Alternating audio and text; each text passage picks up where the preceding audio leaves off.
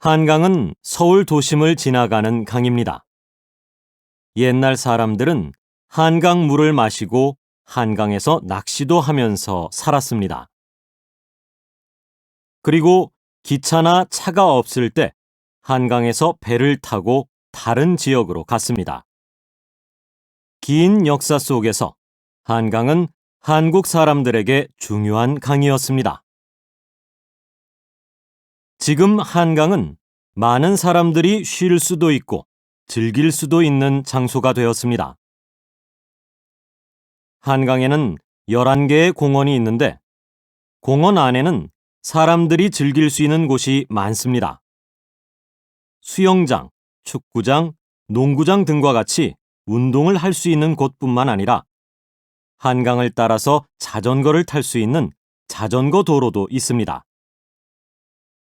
그래서 이곳에서 아침 저녁에 산책을 하거나 운동을 하는 사람들을 볼 수 있습니다.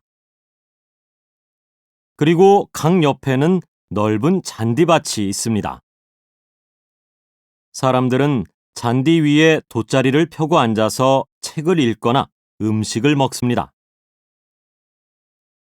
한강공원에는 생태공원도 있는데 이곳에서는 다양한 식물과 도시에서 쉽게 볼 수 없는 새들을 볼 수 있습니다. 자연을 즐길 수도 있고 자연학습도 할 수 있어서 많은 사람들이 이곳을 찾습니다. 그리고 한강공원에는 가족이나 친구들과 캠핑을 할 수 있는 캠핑장이 있습니다. 이곳에서 한강의 경치를 보면서 피크닉을 하거나 텐트를 빌려서 하룻밤을 보낼 수도 있습니다. 캠핑장을 이용하려면 먼저 인터넷으로 예약을 해야 합니다. 많은 사람들이 이용하는 여름에는 예약을 일찍 하는 것이 좋습니다. 그리고 여의나루역 근처에는 한강을 따라서 서울을 구경할 수 있는 유람선도 있습니다. 유람선을 타면 시원한 강바람을 맞으면서 서울 여기저기를 모두 볼 수 있습니다. 유람선 안에 있는 식당에서 식사도 할 수 있고 공연도 볼 수 있습니다. 그리고 주말에는 야경을 보면서 불꽃놀이를 즐길 수도 있습니다. 그런데 이 유람선을 타려면 외국인 등록증이나 여권이 있어야 합니다. 매년 4월부터 10월까지 금요일과 토요일에는 여의도 공원과 반포 한강공원에서 서울 밤도깨비 야시장이 열립니다. 야시장은 밤에만 문을 여는 시장입니다. 이곳에서 다양한 음식도 먹을 수 있고 멋진 공연도 볼 수 있습니다. 서울 사람들은 이처럼 즐길 것이 다양한 한강에서 잊지 못할 추억을 만듭니다. 여러분은 서울 하면 무엇이 가장 먼저 생각이 납니까? 대한민국의 수도인 서울은 볼거리와 즐길거리가 많은 도시입니다. 저는 오늘 서울의 5대 궁 중 하나인 창덕궁을 소개하고 관람 방법을 말씀드리려고 합니다. 창덕궁은 한국의 문화재일 뿐만 아니라 유네스코 세계유산입니다. 창덕궁은 1405년에 지어졌으며 조선의 궁 중에서 원래의 모습이 지금까지 가장 잘 보존되어 있는 궁입니다. 창덕궁은 언덕과 계곡 등 자연 환경을 바꾸지 않고 만든 것으로 유명합니다. 그래서 창덕궁을 보면 자연 그대로의 모습을 보는 것 같습니다. 이곳에 들어가면 옛날 사람들이 얼마나 자연을 소중하게 생각했는지 알 수 있습니다. 창덕궁 안에는 왕의 휴식 공간이었던 후원이 있습니다. 후원에는 숲과 연못, 앉아서 쉴 수 있는 정자, 그리고 왕실의 도서관이 있습니다. 과거의 왕들은 이곳에서 공부도 하고 후원의 아름다운 자연을 즐기면서 휴식을 했습니다. 창덕궁을 관람하려면 인터넷으로 예매하거나 매표소에 가서 표를 구입하면 됩니다. 그리고 한복을 입고 가면 무료로 입장할 수 있습니다. 후원은 창덕궁과 관람 방법이 조금 다릅니다.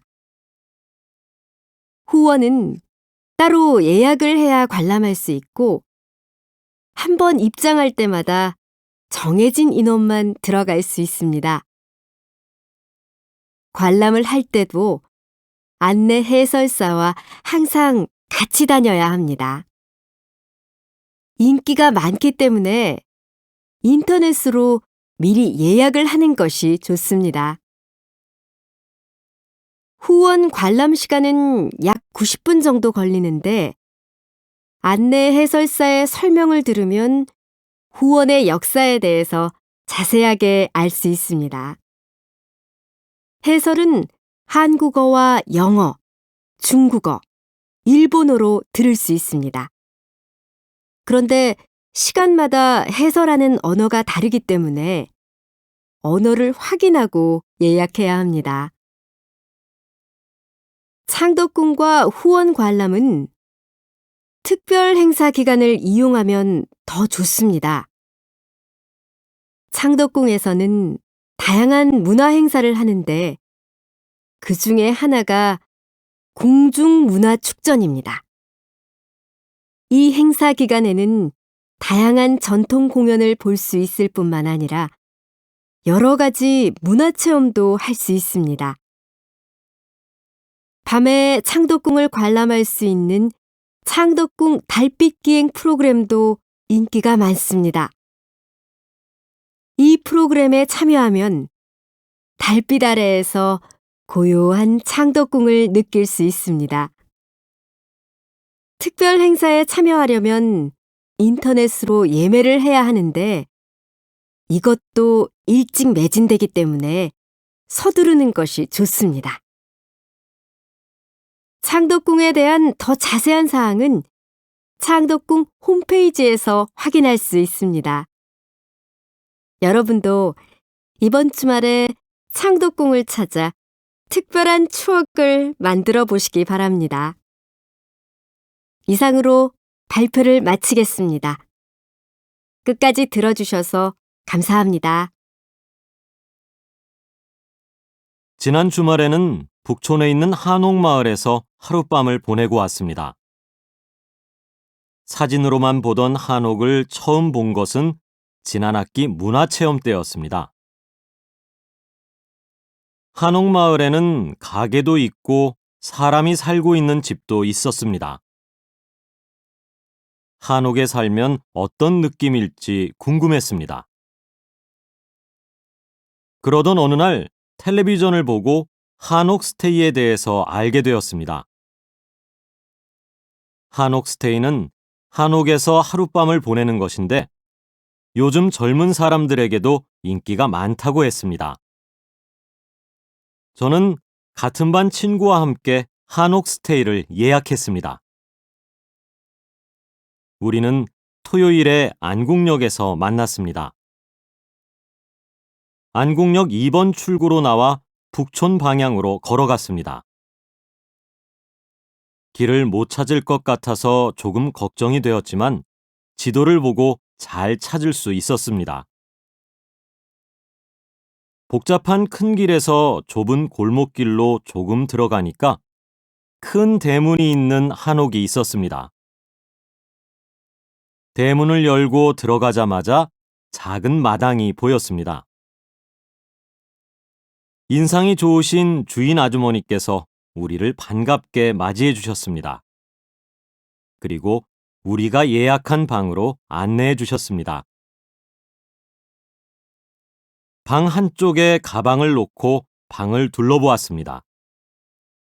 방 안에는 침대가 없고 이불이 놓여 있었습니다.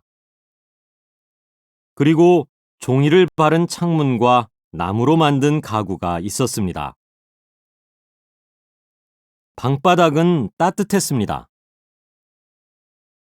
우리는 방 밖으로 나와서 한옥 여기저기를 구경하고 사진도 찍었습니다.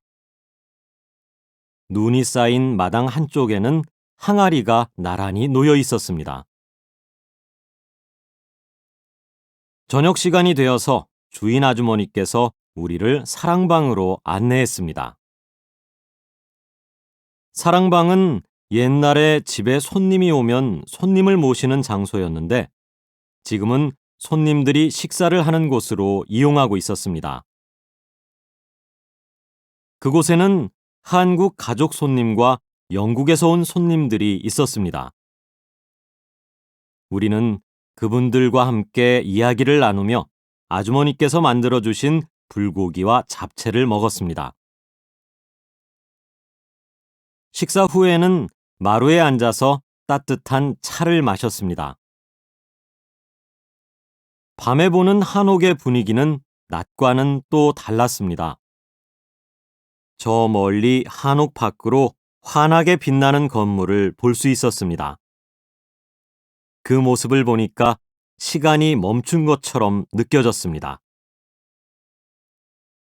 시간이 가는 줄 모르고 즐겁게 이야기를 나누다가 10시가 넘어 방으로 들어갔습니다. 아주머니께서 이불을 펴는 것을 도와주셨습니다. 그리고 온돌에 대해서 설명해 주셨습니다.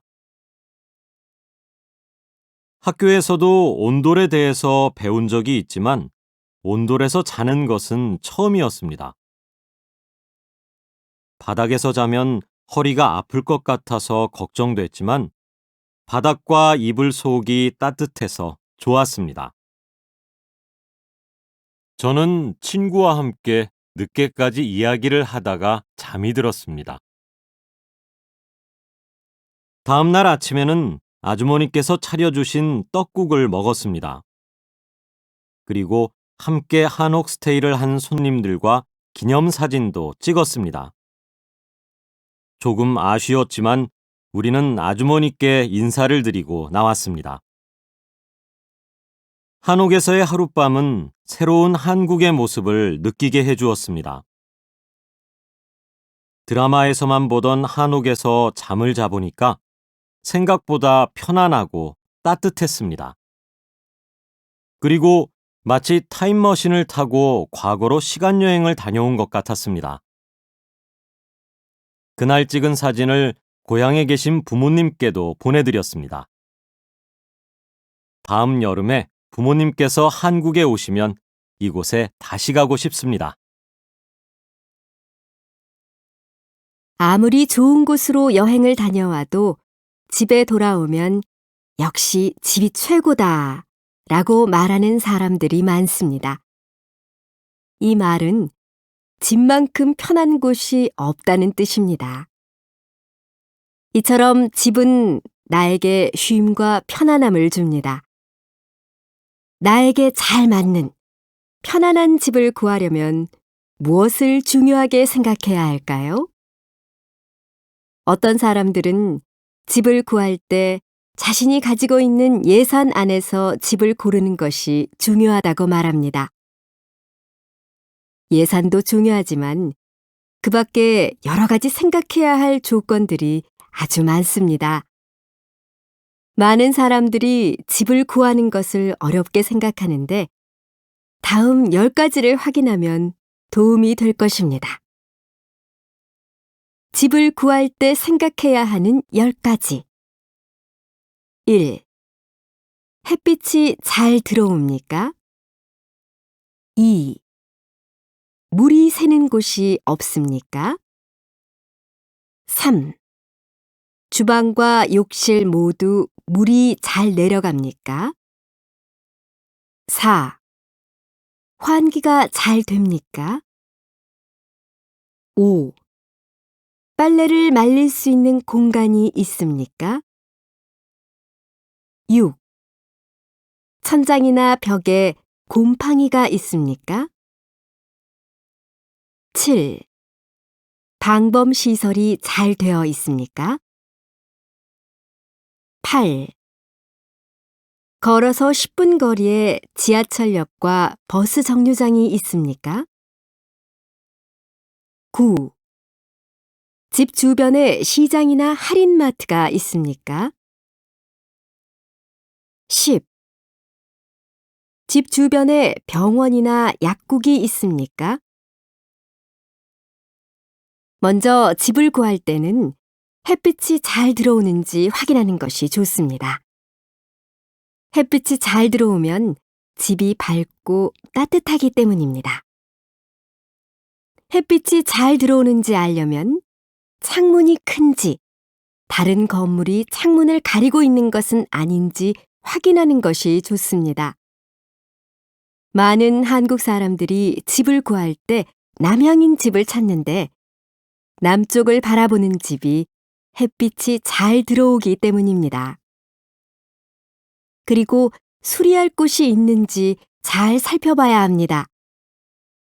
주방과 욕실 물이 잘 나오고 잘 내려가는지, 물이 새는 곳은 없는지, 천장이나 벽에 곰팡이가 있는지 등을 확인해야 합니다.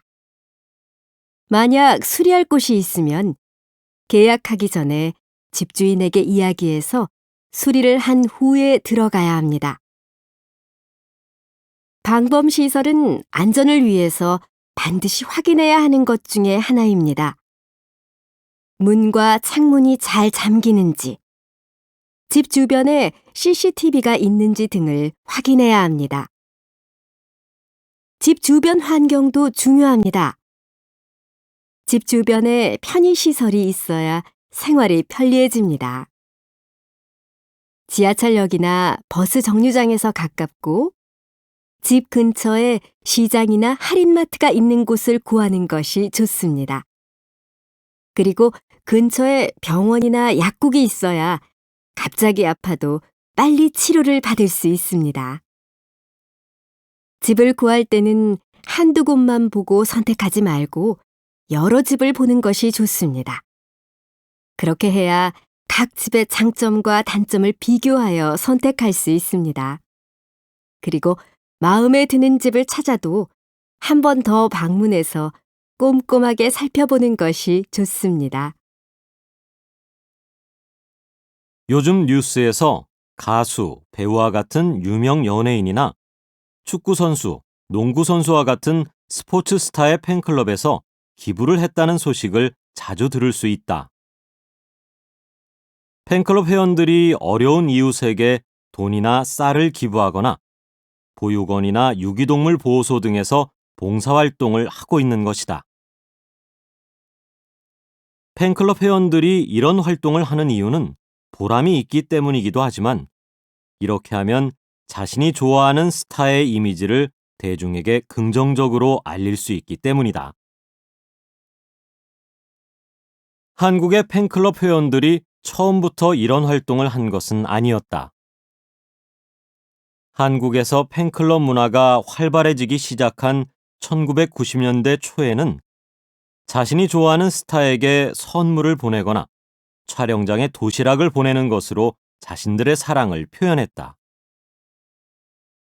그러다가 점점 다른 스타의 팬클럽보다 더 비싸고 좋은 선물을 해주기 위해 경쟁을 하게 되었다.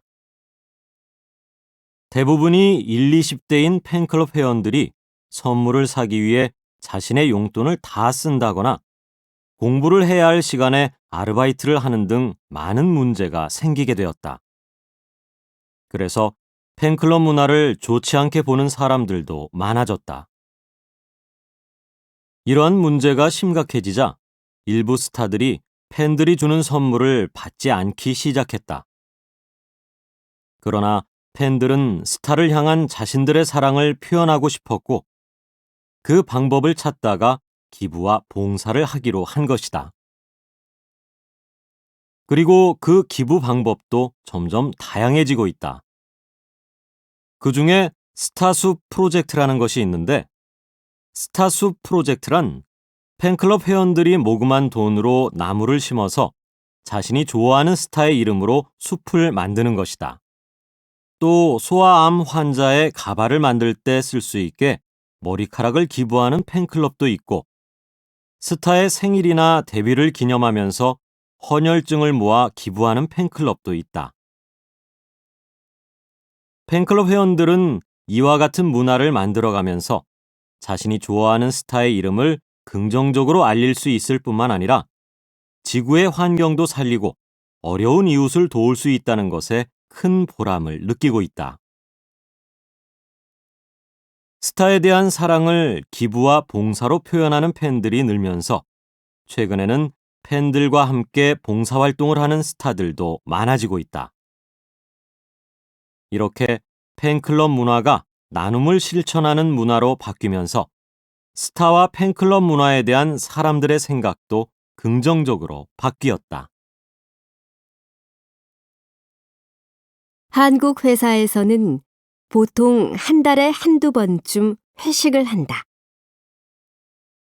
회식은 여러 사람이 모여서 함께 음식을 먹는 것으로 주로 회사에서 업무가 끝난 후에 직장 동료들이 같이 저녁 식사를 하는 것을 말한다. 회사에서는 회식 자리에서 직원들이 동료들과 함께 식사도 하고 술도 한잔하면서 사무실에서는 하지 못한 이런저런 이야기를 하면 친해질 것이라고 생각한다. 그리고 서로 친해져서 같이 일할 때 더 잘할 수 있게 되기를 기대한다.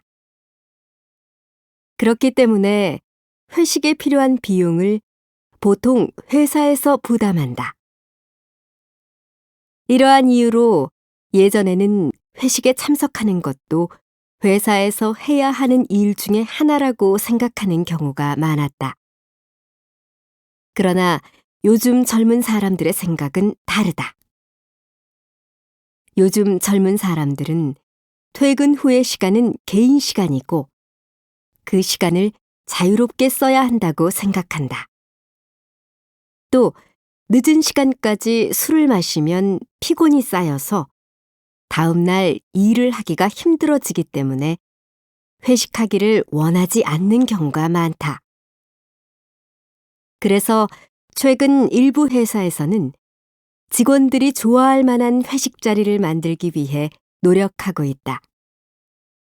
술을 마시고 노래방에 가는 회식이 아닌 새로운 회식 문화가 다양하게 생기고 있는 것이다. 첫 번째는 유명한 식당을 찾아가는 맛집 탐방 회식이다. 이런 회식을 할 때는 직원들이 가고 싶은 식당을 스스로 선택하게 하여 직원들의 만족도를 높인다. 뿐만 아니라 이 회식은 저녁 시간이 아닌 점심시간을 활용할 때가 많아서 직장인들의 환영을 받고 있다. 점심시간에 회식을 하면 저녁 시간을 자유롭게 쓸 수 있고 회식이 끝나는 시간이 정해져 있어서 회식에 대한 부담이 줄어들기 때문이다. 두 번째로 문화생활 회식이 있다. 이 회식은 저녁 식사를 간단하게 한 후에 술집에 가는 대신 영화관이나 공연장에 가서 영화나 연극, 콘서트를 함께 관람하는 것이다. 평소에 하지 못했던 문화생활을 회사에서 주는 비용으로 할 수 있어서 회사원들에게 인기가 많다. 세 번째는 레포츠 회식이다. 레포츠 회식은 동료들과 함께 볼링이나 축구와 같은 운동을 하거나 운동 경기를 관람하는 것이다. 이런 회식을 하면 건강도 챙기고 그동안 업무를 하면서 받은 스트레스도 풀 수 있다. 그리고 동료들 사이에 협동심이 생겨서 자연스럽게 일도 더 잘할 수 있게 된다. 네 번째는 봉사활동 회식이다. 직원들은 먹고 즐기는 대신 보육원이나 양로원 같은 곳에 가서 식사를 준비해주거나 청소를 해주고 혼자 사는 노인들을 위해서 집을 수리해주는 등 다양한 봉사 활동을 한다. 이렇게 어려운 이웃을 위해 봉사하면서 보람을 느낄 수 있고 직원들끼리만 즐기는 것에서 끝나지 않고 지역 발전에 도움이 되기 때문에 더 특별한 의미가 있다. 이렇게 기업들의 회식은 시대의 변화에 맞춰 직원들과 회사가 모두 만족할 수 있는 방향으로 발전하고 있다. 주 5일 근무를 실시하는 직장이 늘면서 여가 시간이 많아져 문화생활에 대한 관심이 높아지고 있다. 문화생활이란 여가 시간을 활용하여 영화, 공연, 박물관 등을 관람하는 것을 말한다. 문화생활은 비타민처럼 바쁜 일상 속에서 힘들게 지내는 사람들에게 활력을 주기도 한다. 그래서 많은 사람들이 문화생활을 즐기기를 바라지만 실제로는 경제적인 부담 때문에 문화생활을 자주 하지 못하고 여가 시간에 텔레비전 시청을 가장 많이 하고 있는 것으로 조사되었다. 문화체육관광부에서는 국민들이 일상생활 속에서 쉽게 문화를 접하고 즐길 수 있도록 매달 마지막 주 수요일을 문화가 있는 날로 정했다.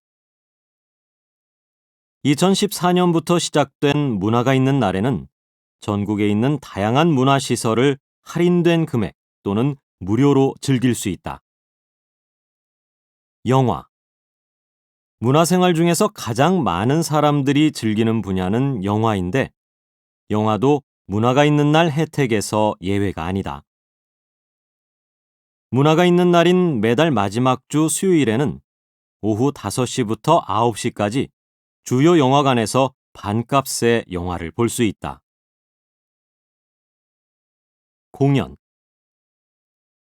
요즘 뮤지컬, 연극, 무용, 음악 등 공연 관람을 즐기는 사람들이 늘고 있으나 영화에 비해서 비싼 관람 비용 때문에 자주 즐기지 못한다고 한다. 그러나 문화가 있는 날에는 적은 비용 또는 무료로 공연들을 관람할 수 있다. 전시. 국립현대미술관을 비롯한 주요 미술관에서 무료 또는 할인된 금액으로 미술 전시를 부담 없이 즐길 수 있다. 퇴근 시간이 늦어서 문화생활을 즐기지 못하는 직장인들을 위해서 전시를 늦게까지 하는 곳도 있다. 스포츠. 최근에는 야구, 농구와 같은 운동 경기를 직접 경기장에 가서 관람을 하는 것이 큰 인기를 얻고 있다. 운동 경기도 문화가 있는 날에 할인된 금액으로 관람을 할 수 있다. 한국의 응원 문화도 즐기고 스트레스도 풀 수 있는 기회이다. 도서관.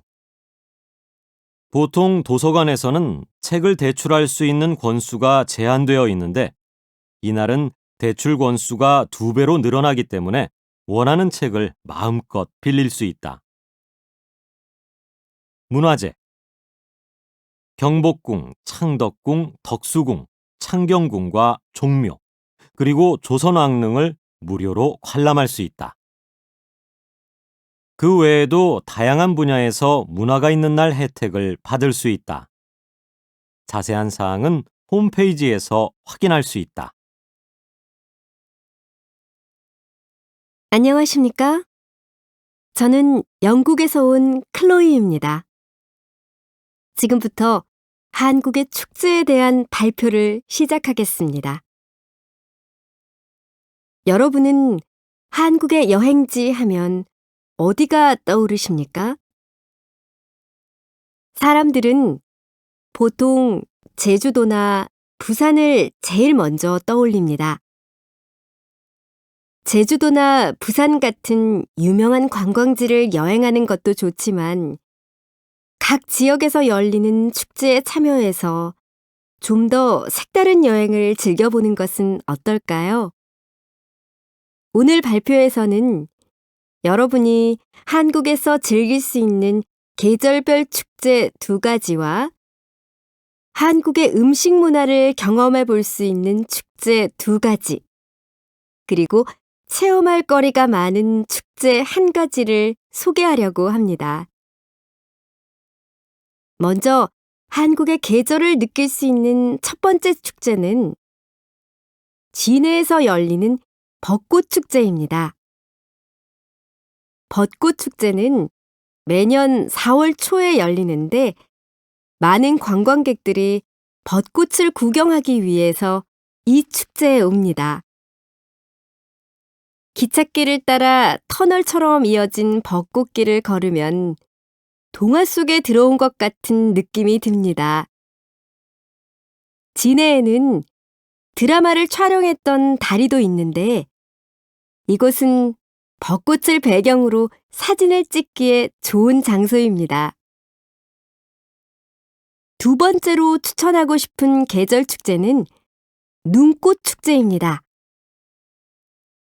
눈꽃 축제는 대표적인 겨울 축제로 1월에서 2월 사이에 강원도에서 열립니다. 강원도는 한국에서도 특히 눈이 많이 내리는 곳인데 이 축제에 가면 대형 얼음 조각을 볼 수 있을 뿐만 아니라 얼음 미끄럼틀과 썰매도 타고 눈사람도 만들 수 있습니다. 다음으로 한국 음식을 맛볼 수 있는 축제 두 가지를 소개하겠습니다. 첫 번째 축제는 전주 비빔밥 축제입니다. 이 축제는 10월에 열리는데 한국 음식에 관심이 많은 분이라면 이 축제가 특히 마음에 드실 겁니다. 비빔밥은 전주를 대표하는 음식인데 이 축제에서는 해마다 대형 비빔밥을 만들어 관광객들에게 무료로 나눠주는 행사를 합니다. 그리고 이 축제 기간에는 동네마다 다른 비빔밥을 만들어 시식하는 행사와 나만의 비빔밥 만들기 대회도 열립니다. 그리고 보성에서 열리는 녹차 축제도 가볼만 합니다. 보성에서는 찻잎을 처음 따는 5월에 녹차 축제를 합니다. 이 축제 기간에는 녹차밭에서 직접 찻잎을 따볼 수도 있고 차를 마시는 예절을 배울 수도 있습니다. 또한 차로 만든 아이스크림이나 쿠키, 케이크 등 다양한 음식을 맛볼 수 있습니다. 그래서 차를 좋아하는 사람들이 매년 5월 이곳을 많이 찾습니다. 마지막으로 활동적인 체험을 좋아하는 분이라면 머드 축제를 권하고 싶습니다. 매년 7월 보령에서 열리는 머드 축제는 한국인뿐만 아니라 외국인들도 많이 찾는 축제입니다. 보령의 머드는 피부에 좋기로 유명한데 이 축제에 참가하면 피부에 좋은 머드를 얼굴과 몸에 직접 발라볼 수 있습니다. 이렇게 한국에는 한국의 문화를 경험해 볼 수 있는 축제가 많이 있습니다. 인터넷 검색창에서 한국의 축제를 검색하면 축제에 대한 다양한 정보를 찾을 수 있습니다. 여러분도 시간이 있으면 한국에서 열리는 다양한 축제에 참여해 보시기 바랍니다. 이것으로 발표를 마치겠습니다. 끝까지 들어주셔서 감사합니다. 여러분은 무슨 띠세요? 라는 질문을 받아본 적이 있습니까? 띠는 사람이 태어난 해를 12가지 동물들의 이름으로 부르는 것을 말합니다. 그렇기 때문에 무슨 띠냐고 묻는 것은 몇 살이냐고 묻는 것과 같습니다.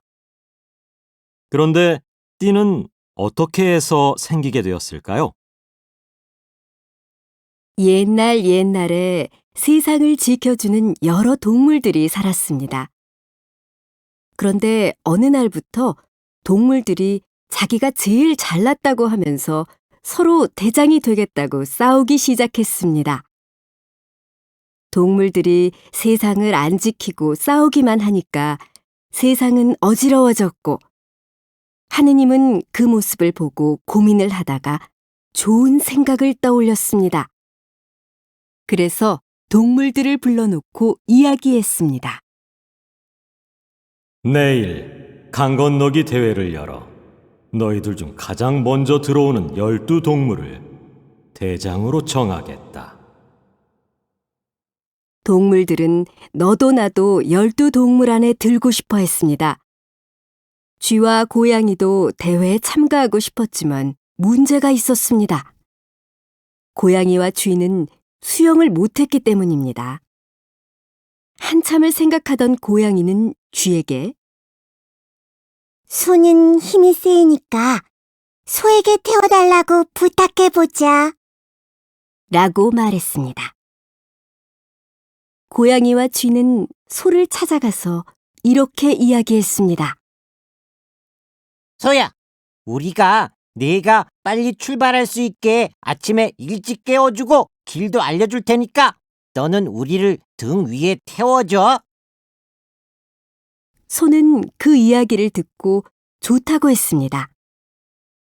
다음 날 아침, 일찍 일어난 쥐는 고양이와 소를 깨웠습니다. 다른 동물들보다 일찍 출발한 세 동물은 누구보다 빨리 강에 도착했습니다. 고양이와 쥐를 태운 소가 강을 헤엄쳐서 건너기 시작했을 때 멀리서 다른 동물들이 뛰어오는 소리가 들렸습니다.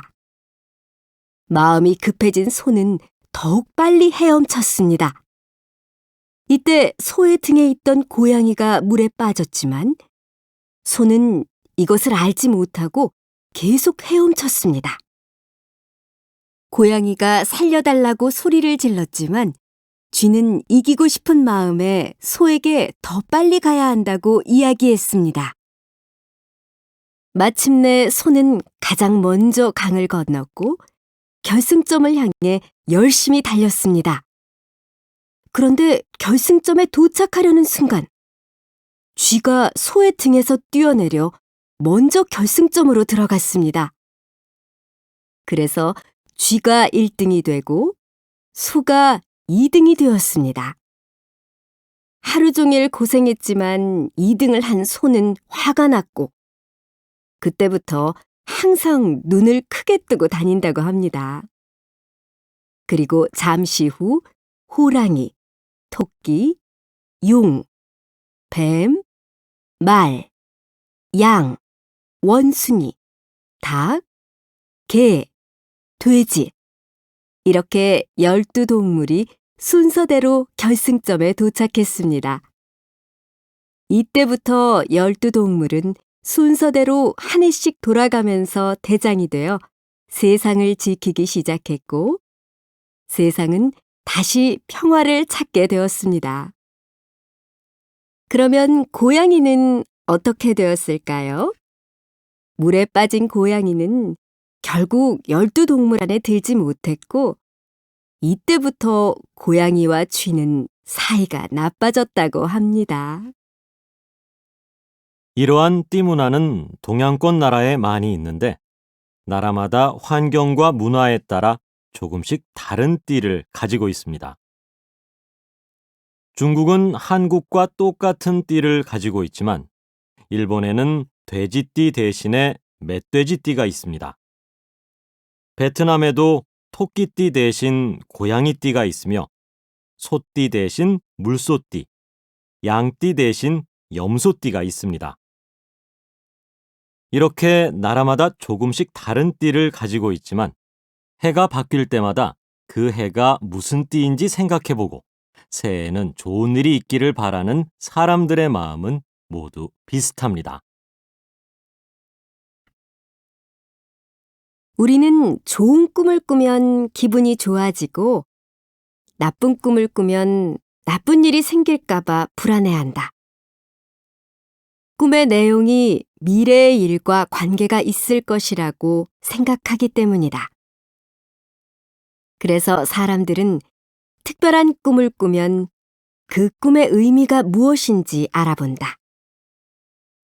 한국 사람에게 어떤 꿈이 좋은 꿈이라고 생각하냐고 물으면 많은 사람들이 제일 먼저 돼지 꿈이라고 대답할 것이다. 돼지는 재물과 복을 상징하기 때문이다. 예를 들어 돼지가 집 안으로 들어오는 꿈은 재물이 집으로 들어오는 것을 의미한다. 그래서 많은 한국 사람들은 돼지 꿈을 꾸면 복권을 산다.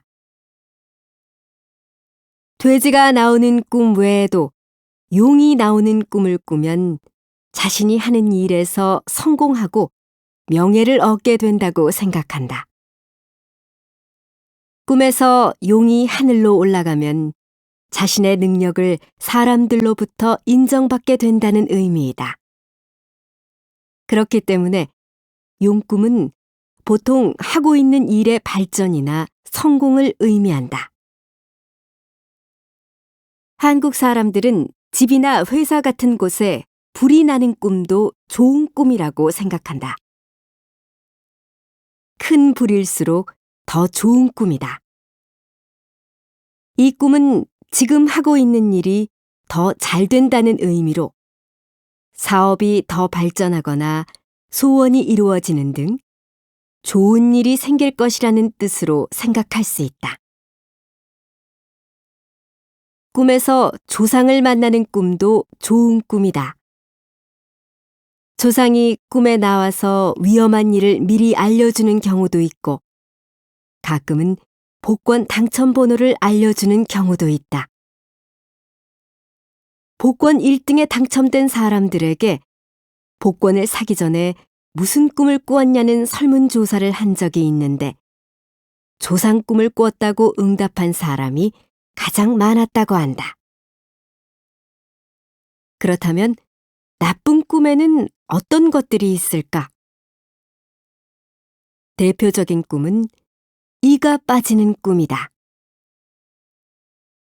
꿈에 나오는 이는 가족이나 친척, 친구, 직장 동료처럼 나와 가까운 사람을 의미한다.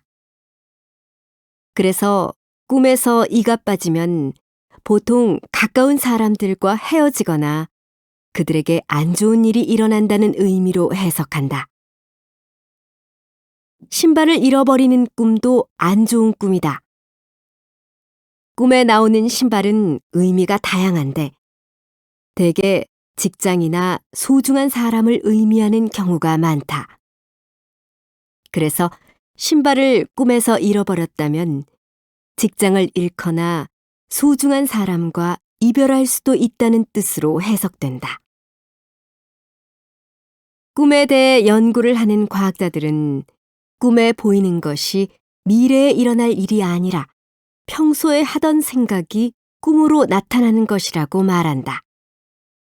즉, 이가 빠지는 꿈을 꾸었다면 그것은 미래에 가족에게 나쁜 일이 생긴다는 뜻이 아니라 그 사람이 평소에 가족에 대해 걱정을 많이 했다는 뜻이라는 것이다. 이제 사람들은 과학자들의 이러한 말에 대부분 동의한다. 그렇지만 좋지 않은 꿈을 꾸면 별것 아닌 꿈이라고 생각하고 싶어도 마음처럼 잘 안 되는 경우가 많다. 또한 돼지 꿈을 꾸고 일어난 날 아침에 기분 좋은 일이 생길 것 같은 느낌이 드는 것은 옛날이나 지금이나 마찬가지다. 오늘은 어떤 꿈을 꾸게 될지 기대를 하고 잠자리에 드는 건 어떨까? 어쩌면 내 마음에 있는 고민이 무엇인지 알아낼 수 있을 것이다. 봄, 가을에 많이 나타나는 미세먼지와 여름철 폭염이 우리의 건강을 위협하고 있다. 미세먼지란 눈에 보이지 않을 만큼 아주 작은 먼지를 말하는데 크기는 작지만 우리 건강에 큰 영향을 준다. 공기 중에 있는 미세먼지는 눈, 코, 입 등을 통해 우리 몸 안으로 들어와서 몸속에 쌓이게 된다. 미세먼지가 심한 날 밖에 오래 있을 경우 뇌와 심장 건강까지 안 좋아진다는 연구 결과도 있다. 미세먼지가 심한 날 건강을 지키려면 다음과 같이 하는 것이 좋다. 우선 미세먼지가 심한 날에는 외출을 하지 않는 것이 좋다. 그러나 외출을 꼭 해야 한다면 마스크를 쓰고 나가야 한다. 마스크는 일반 마스크가 아닌 미세먼지용 마스크를 쓰도록 하고 집에 돌아와서는 손과 발을 씻도록 한다. 또한 비타민C가 많은 과일과 야채를 많이 먹고 물을 충분히 마시면 몸속에 있는 먼지를 몸 밖으로 내보낼 수 있다. 물은 하루에 8컵 이상 마시는 것이 좋다. 대표적인 이상기후 현상인 폭염도 우리의 건강을 위협하고 있다. 폭염은 최고 기온이 33도가 넘는 더운 날씨를 말한다. 기온이 높은 날 밖에 오래 있으면 탈수나 일사병 등에 걸릴 수 있기 때문에 특히 노인이나 어린이, 질병이 있는 사람은 더 주의해야 한다. 특히 오후 2시에서 5시는 하루 중 기온이 제일 높으므로 외출을 피해야 한다. 꼭 외출을 해야 한다면 햇빛을 가리는 모자를 쓰고 옷을 가볍게 입는 것이 좋다. 그리고 술이나 카페인이 들어있는 음료보다 물을 많이 마셔야 한다. 실내에서 에어컨을 사용할 때에는 26에서 28도 정도로 온도를 유지하는 것이 중요하다. 에어컨의 온도가 낮으면 냉방병에 걸릴 수 있기 때문이다. 냉방병이란 실내외 온도 차이가 클 때 걸리는 병으로 주로 에어컨을 오래 켜놓고 있을 때 걸리며 증상은 감기와 비슷하다. 해마다 미세먼지와 폭염 때문에 건강을 잃는 사람들이 많아지고 있다. 나라에서는 국민들의 건강을 보호하기 위해서 미세먼지나 폭염이 심한 날에는 국민들에게 안전 안내 문자 메시지를 보낸다. 이와 같은 문자 메시지를 받는 날에는 특히 주의하는 것이 좋다. 용산구 아파트 화재. 인명피해 없어. 3일 낮 12시 10분쯤 서울 용산구 청파동의 한 아파트 3층에서 화재가 발생했다. 아파트 주민이 연기와 불을 발견해 119에 신고했고 소방관 45명이 아파트로 가서 30여 분 만에 불을 껐다. 이 화재로 주민 20여 명이 대피했으나 부상자나 사망자는 없었다. 그리고 건물 내부와 세탁기 등 전자제품이 불에 타서 약 900만 원의 재산 피해가 났다. 소방서는 이 화재가 담배꽁초에서 시작된 것으로 보고 정확한 원인을 조사하고 있다. 학원버스 운전자 과속의 신호 위반까지. 지난 15일 오후 7시 58분에 서울시 강남구의 한 주택가에서 15인승 학원버스가 앞차와 충돌했다. 이 사고로 버스에 타고 있던 초등학생 5명이 다쳐 병원에 입원했다. 이 학원버스 운전자는 신호가 빨간색으로 바뀌었는데도 멈추지 않고 시속 60km로 운전을 하다가 사고를 낸 것으로 조사되었다.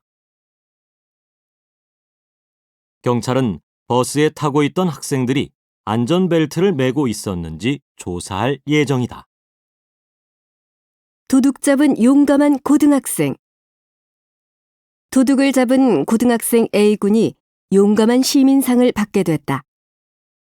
A군은 1일 저녁 10시 30분쯤 부산 수영구의 한 아파트에서 귀중품과 현금 등을 훔쳐 도망가던 B씨를 잡았다. 학교에서 수업을 마치고 집에 가던 A군은 집주인이 도둑이야 라고 소리치는 것을 듣고 도망가는 B씨를 쫓아갔다. B씨는 200m도 가지 못하고 A군에게 붙잡혔다. B씨는 최근 직장을 잃고 생활이 어려워져서 물건을 훔친 것으로 알려졌다. A군은 내가 아닌 다른 누구라도 나처럼 행동했을 것이다 라고 말했다. 과거에 한국은 불이 꺼지지 않는 나라라고 불렸다. 밤낮 없이 일을 한 결과 경제는 빠르게 성장했지만 한국은 OECD 국가 중 수면이 가장 부족한 나라가 되었다. 잠을 충분히 잘 자는 것이 건강에 이롭다는 것은 누구나 다 알고 있지만 성공하기 위해서는 잠자는 시간을 줄이면서 일을 하는 것이 당연하다고 생각했다. 그로 인해서 많은 직장인들은 만성 피로를 겪고 있다. 수면이 부족한 것은 고등학생도 마찬가지다. 고등학생들은 대학교 진학에 대한 부담으로 밤을 새워가면서 공부를 한다.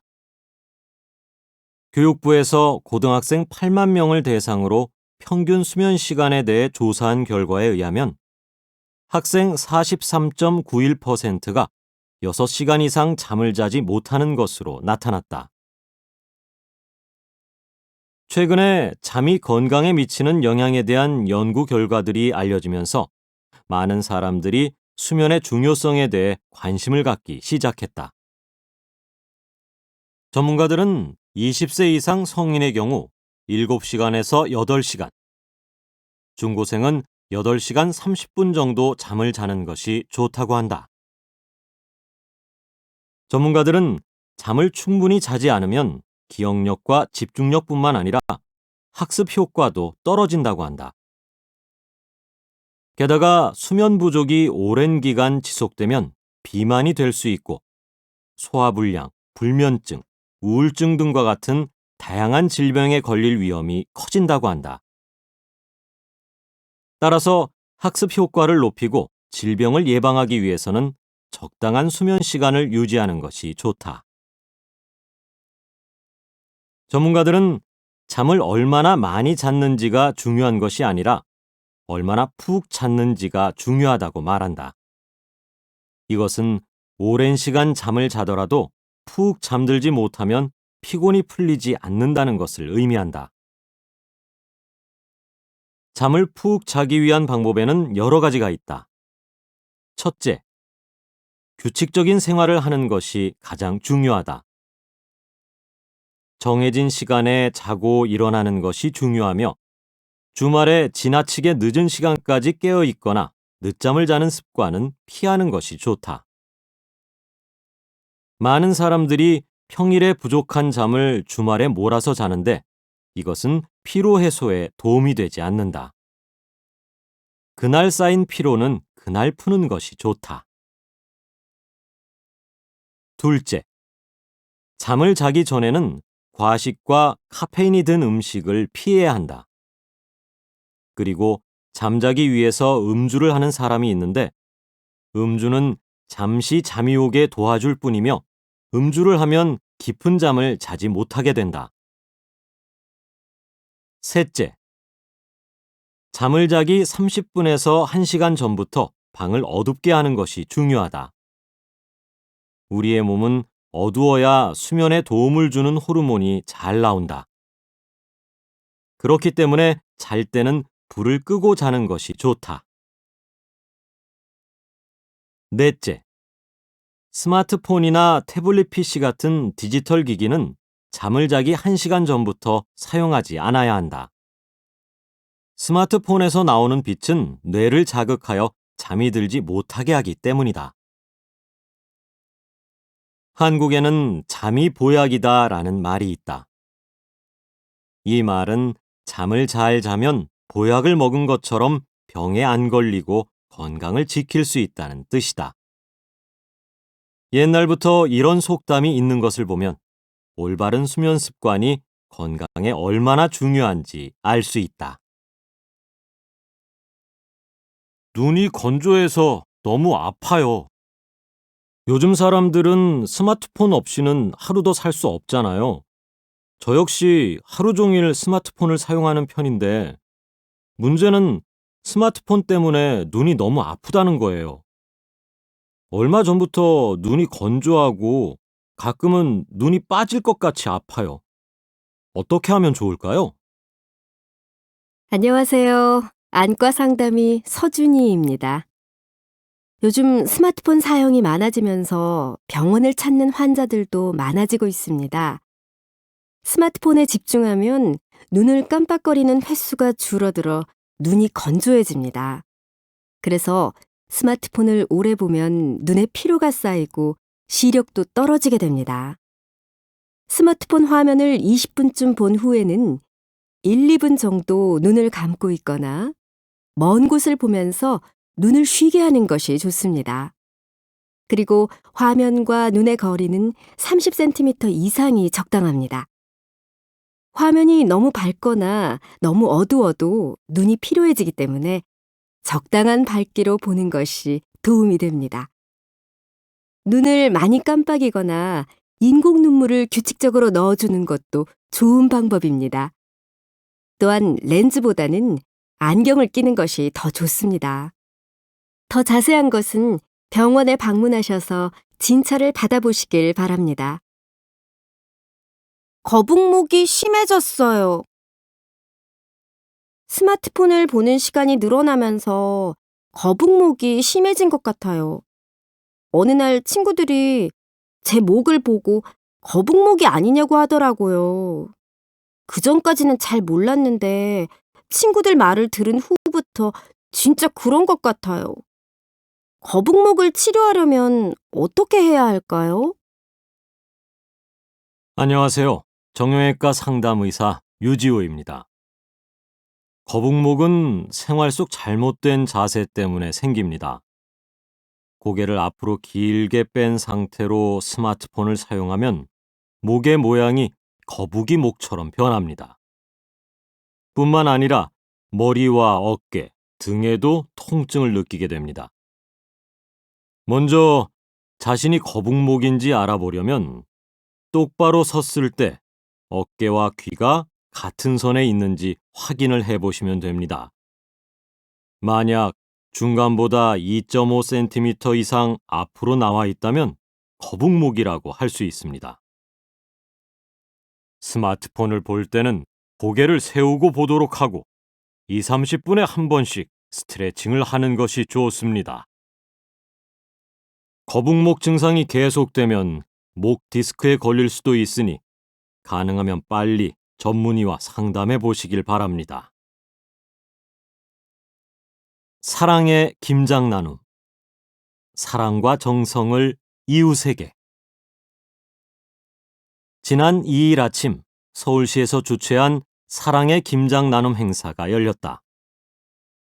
매년 11월에 열리는 이 행사에는 올해도 3,500여 명의 봉사자들이 참가했다. 시청 앞 광장에는 수십 개의 테이블이 놓였고 봉사자들은 테이블 위에 놓인 절임 배추에 김칫솔을 넣어 정성껏 김치를 담갔다. 언제 끝날지 알 수 없을 만큼 일거리가 가득했지만 봉사자들의 얼굴에는 미소가 떠나지 않고 웃음소리도 끊이지 않았다. 올해 처음 이 행사에 참가한다는 한 봉사자는 힘들고 어려운 우리 이웃들에게 조금이나마 도움이 됐으면 좋겠다고 말했다. 이날 만든 김장김치는 8kg씩 포장해 어려운 이웃에게 전달했다. 찬바람이 불고 날씨가 쌀쌀해지는 늦가을이 되면 김장을 할 생각에 어머니들의 마음이 바빠진다. 한 번에 많은 김치를 담그는 것을 김장이라고 하는데 과거에는 겨울철에 신선한 채소를 먹을 수 없었기 때문에 겨울이 되기 전에 김치를 한꺼번에 많이 담가놓고 먹었다. 김장을 하는 시기는 지역마다 조금씩 다르다. 맛있는 김치를 만들기 위해서는 적절한 온도가 중요하기 때문에 각 지역의 날씨에 따라 김장하는 날짜가 다른 것이다. 그리고 지역마다 김치를 담그는 재료와 방법도 다른데 김장의 재료와 방법은 가족이나 이웃을 통해 전해진다. 한국인에게 김장은 단순하게 겨울에 먹을 김치를 담그는 일이 아니라 하나의 문화이다. 김장을 하는 과정이 복잡하고 힘들기 때문에 혼자 하지 않고 가족이나 이웃들이 돌아가면서 서로의 집에 가서 김장을 돕는다. 한국 사람들은 모두가 힘을 모아서 김장을 하고 함께 담근 김치를 나누면서 정을 느낀다. 이러한 김장 문화에는 한국인의 공동체 의식과 사고방식이 담겨 있다. 한국인의 김치를 담그고 나누는 김장 문화는 오래 보존해야 할 문화로 인정받아 2013년에 유네스코 무형문화유산으로 등재되었다. 요즘 바쁘고 힘들다는 이유로 김치를 담그는 사람들이 줄고 있지만 가족과 이웃이 함께 정을 나누는 김장 문화가 사라지지 않도록 지켜나가야 할 것이다. 파란 하늘, 저녁 노을. 아이들이 뛰어노는 모습은 우리가 매일 마주하는 풍경이다. 그러나 앞을 보지 못하는 시각장애인들은 우리가 매일 보는 이런 풍경을 보지 못한다. 그뿐만 아니라 시각장애인들은 장애로 인해서 교육 혜택을 충분히 받기 어렵다. 책 한 권을 읽는 데에도 많은 시간이 걸릴 뿐만 아니라 시각장애인 모두가 점자를 읽을 수 있는 것도 아니기 때문이다. 게다가 모든 책을 점자책으로 바꾸는 것도 어려운 일이다. 이러한 시각장애인을 돕기 위해 시작된 것이 바로 목소리 재능 기부이다. 재능 기부는 자신이 가진 재능으로 다른 사람을 돕는 것을 말한다. 목소리 재능 기부는 말 그대로 자신의 목소리를 활용하여 책을 읽을 수 없는 사람들에게 도움을 주는 것이다. 목소리 재능 기부는 꼭 목소리가 좋지 않아도 참여할 수 있다. 단, 책의 내용을 제대로 전달하기 위해서는 발음을 정확하게 할 수 있어야 한다. 목소리 재능 기부에 참여하는 방법은 다양하다. 시각장애인 복지관, 점자 도서관, 국회 도서관이나 기업에서 운영하는 오디오북 목소리 재능 기부 프로그램에 신청을 하면 간단한 오디션이나 교육을 통해 낭독 봉사를 할 수 있다. 오디션에 합격하거나 교육을 받은 후에는 전문 녹음실이나 집에서 시, 소설, 수필 등의 문학작품, 청소년 학습도서, 전문도서, 동화책, 만화책 등을 낭독하고 녹음하게 된다. 녹음은 보통 하루에 2시간에서 4시간 정도 하고 한 권의 책을 녹음하기 위해서는 짧게는 몇 시간, 길게는 몇 달이 걸린다. 녹음을 할 때는 발음, 속도, 호흡에 주의해야 한다. 그리고 문학작품의 경우 책을 듣는 사람이 내용을 잘 이해할 수 있도록 감정을 잘 전달하는 것이 중요하다. 봉사자들의 목소리 재능 기부로 만들어진 오디오북은 CD나 인터넷, 스마트폰 애플리케이션 등으로 시각장애인들이 듣게 된다. 최근 연예인과 성우들이 목소리 재능 기부에 앞장서면서 관심을 갖고 봉사를 시작하는 사람들이 많아졌다. 특히 청소년들이 좋아하는 연예인들이 참여하면서 목소리 재능 기부에 대한 청소년들의 관심이 커지고 있다. 그리고 최근에는 교육 혜택뿐만 아니라 문화 혜택에서 소외된 시각장애인을 위해서 박물관 해설이나 미술관 작품 해설, 방송 내레이션 등으로 그 분야가 다양해지고 있으며 참여하는 사람의 수도 많아지고 있다. 시각장애인들이 일반 사람들과 같은 혜택을 받고 지금보다 편리한 생활을 하기를 바라는 마음을 가지고 봉사하려는 사람이 늘고 있는 것이다. 물론 바쁜 일상 속에서 봉사를 꾸준히 하는 것이 쉬운 것은 아니다. 그러나 누군가가 나의 말 한마디 한마디를 귀 기울여 듣는다고 생각하면 그것만큼 보람 있는 일도 없을 것이다.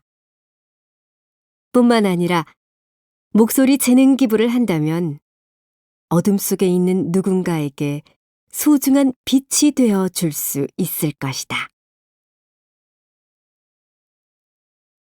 한국 사람들이 모두 성격이 급한 것은 아니지만 대부분은 무슨 일이든지 빨리빨리 하는 것을 좋아한다. 그래서 성격이 급한 한국 사람들에게 적응하기 힘들다고 말하는 외국인들이 많다. 그렇다면 외국인들은 한국 사람의 어떤 모습을 보고 그렇게 생각하는 것일까? 많은 외국인들이 엘리베이터 안에서 한국 사람들을 보고 종종 놀란다고 한다. 보통 엘리베이터의 문이 닫히려면 5초에서 10초 정도 걸리는데 한국 사람들은 문이 닫힐 때까지 기다리지 않고 닫힘 버튼을 여러 번 누른다는 것이다. 이뿐만이 아니다. 한국 사람들은 가장 빠르고 간편하게 먹을 수 있는 음식으로 알려진 컵라면을 먹을 때에도 컵라면이 익기 전에 뚜껑을 여러 번 열었다가 닫는다. 그리고 식당에 가서도 음식을 주문한 지 10분도 안 되었는데 종업원에게 빨리빨리를 외친다. 이와 같은 한국인의 모습을 보고 외국인들은 한국인들의 성격이 급하다고 생각하는 것이다. 그런데 한국 사람들이 원래 이렇게 빨리빨리를 좋아했던 것은 아니다. 옛날 한국 사람들은 뭐든지 천천히 해야 점잖은 사람이라고 생각했다. 아무리 바빠도 다른 사람들 앞에서는 뛰면 안 되고 아무리 배가 고파도 음식을 급하게 먹으면 안 됐다. 그래서 속으로는 급하더라도 겉으로는 천천히 행동해야 했다. 그렇지만 1960년대 이후 한국의 경제가 빠르게 발전하고 사람들이 도시에 살게 되면서 사람들의 성격이 급해지기 시작했다. 뭐든지 빨리빨리 변화하는 사회에서 일을 빨리 하지 않으면 문제가 생기고 기회를 잃을 수도 있기 때문이었다. 실제로 한국 사람들은 오래 기다리는 것에 익숙하지 않다. 그래서 일을 빨리 하려고 하다가 실수를 하거나 급하게 하다가 안전에 신경을 쓰지 못해서 사고가 나기도 한다. 그러나 이러한 빨리빨리 문화가 모두 부정적인 것은 아니다. 한국 사람들은 무슨 일이든지 나중으로 미루지 않고 부지런히 한다. 그렇게 일한 덕분에 1950년대에 아주 가난했던 한국은 짧은 시간 안에 경제적으로 발전할 수 있었다.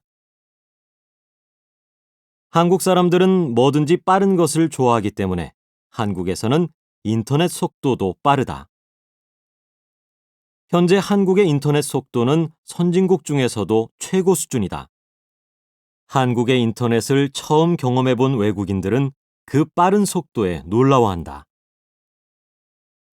또한 오래 기다리지 못하는 한국 사람들의 성격은 빠른 서비스를 만들어냈다. 인터넷으로 물건을 주문하면 하루 안에 물건이 배달되고 가전제품이 고장 났을 때 AS를 신청하면 몇 시간 만에 수리기사가 찾아온다. 그리고 은행, 우체국, 대사관 등과 같은 공공기관의 일 처리도 빠르다. 이러한 한국의 일상생활 속 편리한 서비스는 다른 나라에서 보기 힘들다고 한다.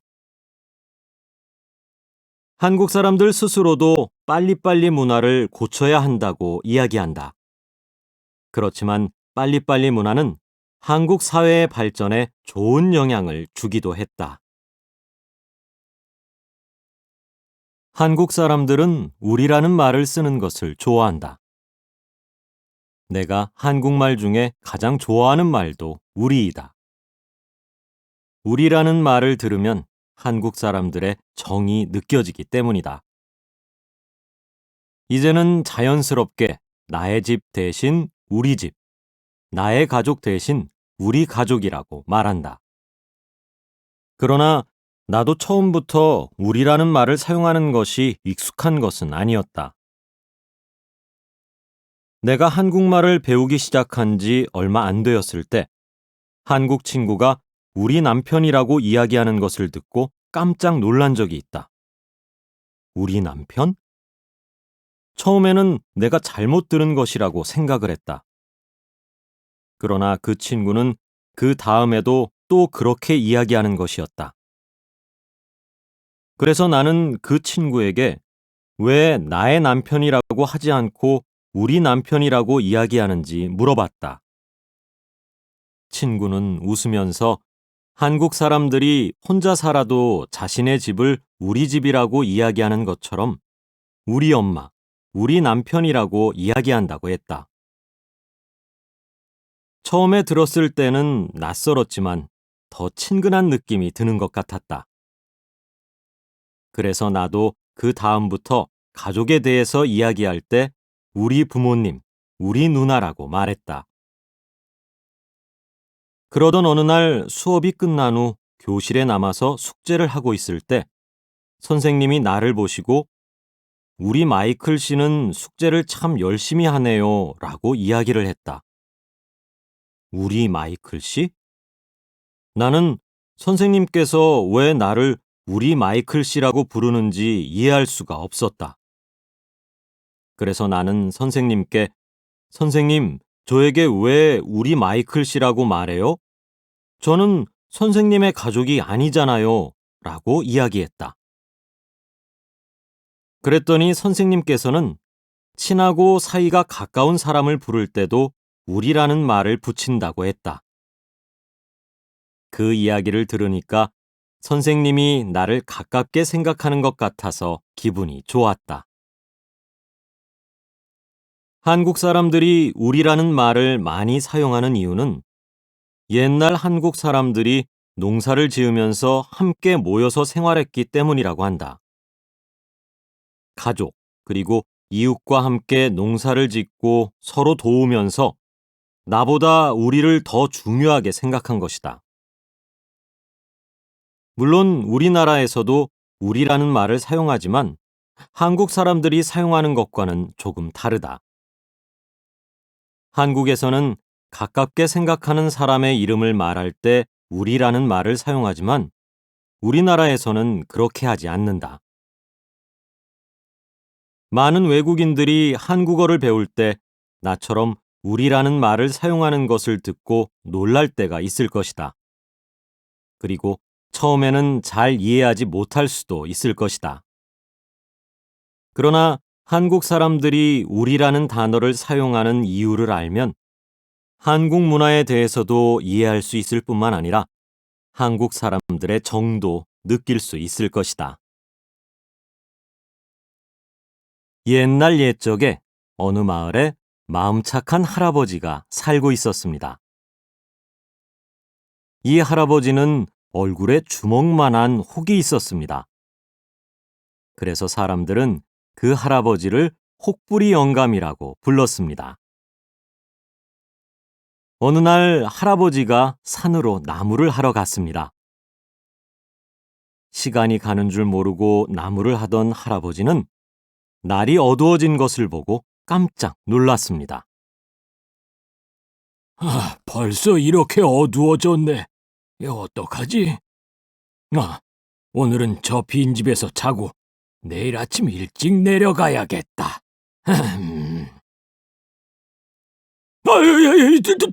도깨비님, 제발 살려주십시오.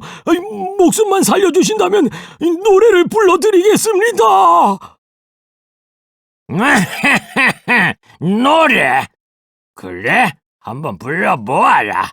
노래가 마음에 들면 너를 살려주겠다. 달아 달아 밝은 달아 이태백이 놀던 달아 오호호호호! 노래가 정말 듣기 좋구나. 그 아름다운 목소리가 어디에서 나오는 것이냐? 그 혹에서 나오는 것이지? 아닙니다. 이건 그냥... 아니긴 뭐가 아니야. 그럼 그 혹이 왜 있어? 그 혹을 우리가 가져가야겠다. 대신 너에게 금은 보화를 주겠다. 정말로 혹이 없어졌네. 설마 이게 꿈은 아니겠지? 혹부리 영감은 금은 보화를 가지고 마을로 내려왔습니다. 혹부리 영감이 부자가 되었다는 소문이 온 마을에 퍼졌습니다. 옆마을 욕심쟁이 혹부리 영감도 이 소문을 듣게 되었습니다. 그 영감이 혹도 떼고 부자가 되었다고? 내가 이러고 있을 때가 아니지. 나도 당장 그 산으로 가야겠다. 달아달아 밝은 달아 이 태백이 놀던 달아. 어이 도깨비님들, 제 노래가 정말 듣기 좋지 않습니까? 제 노래는 이 혹에서 나오는 것입니다. 이놈! 혹에서 노래가 나와? 어디에서 거짓말을 해?